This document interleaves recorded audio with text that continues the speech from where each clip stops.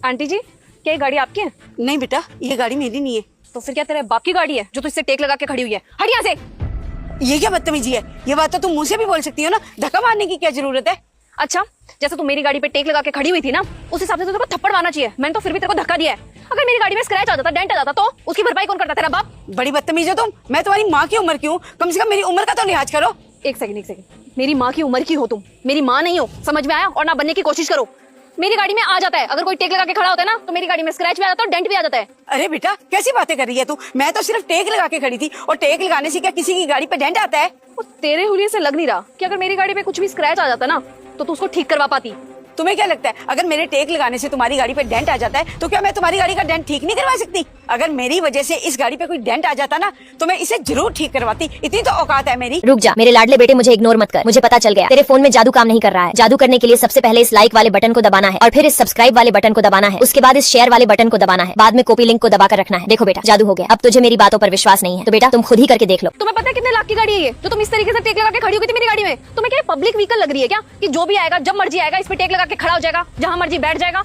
कितनी सारी जगह है, कहीं भी खड़ी हो सकती थी ना। और देखने में ना तुम्हारा हुलिया तो ऐसा लग रहा है जैसे किसी के घर की नौकरानी होगी, इस घर से आई होगी काम करके, है ना? और जुबान देखना कैसे कैंची की तरह चलाई जा रही है मेरे सामने। एक तो तुमने गाड़ी मेरे घर के सामने लगाई है, और ऊपर से तुम मुझसे ही बदतमीजी कर रही हो। ये मेरा घर है और मैं यहाँ कोई मेड का काम नहीं करती, और ये तुम्हें क्या पार्किंग नजर आ रही है? अच्छा, अब ये घर भी तेरा हो गया। अब तू कहेगी तेरे पास इससे भी महंगी गाड़ी है ना? मुझे ना तुम जैसे लोगों का अच्छे से पता है, बाइक खरीदने की औकात नहीं है और गाड़ियां बता रही है ना?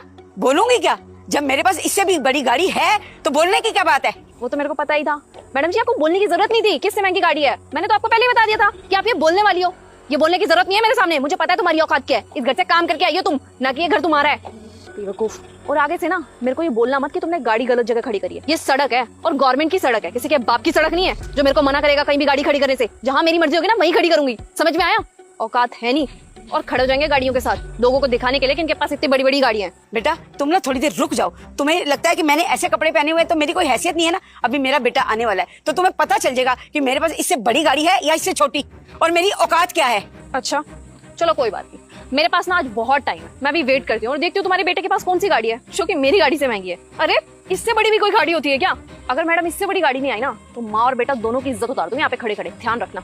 मैं भी वेट करती हूँ, देखती हूँ कौन सी गाड़ी लेके आने वाला तेरा बेटा। बहुत ज्यादा बदतमीज हो तुम। लगता है तुम्हारे माँ बाप ने ना तुम्हें ना संस्कार नाम की कोई चीज नहीं दी है। आने दो जरा मेरे बेटे को, अभी बताएगा तुम्हें वो। लो वो आ रहा है मेरा बेटा। ये गाड़ी है क्या तुम लोगों के पास?